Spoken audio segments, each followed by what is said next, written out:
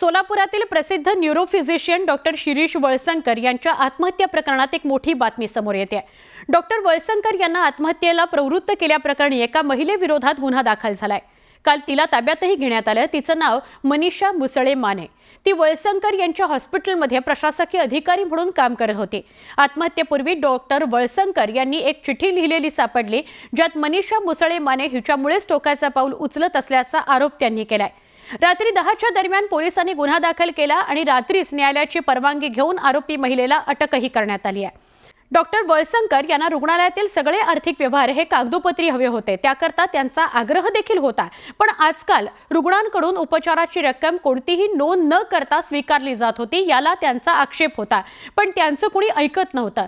जी महिला कर्मचारी अशी रक्कम स्वीकारत होती तिला डॉक्टर वळसंकरांनी कामावरून देखील काढलं होतं। पण नंतर या महिला कर्मचाऱ्यानं कामावरून काढल्यानंतर आत्महत्या करण्याची धमकी डॉक्टरांना दिली। तिच्या धमकीवरून डॉक्टरांना पोलिसात तक्रार दाखल करण्याचा सल्ला दिला गेला होता, पण डॉक्टरांना तो मान्य नव्हता। या प्रकरणामुळे देखील डॉक्टर तणावात गेल्याचं आणि त्यांनी असं टोकाचं पाऊल उचलल्याची चर्चा आहे। आता आपण बघूया कोण होते डॉक्टर वळसंकर।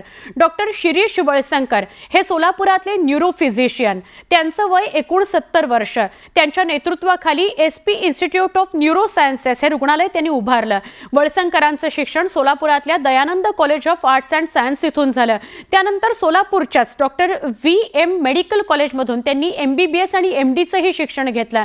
1999 मध्ये हॉस्पिटल रुग्णसेवेत ते आले।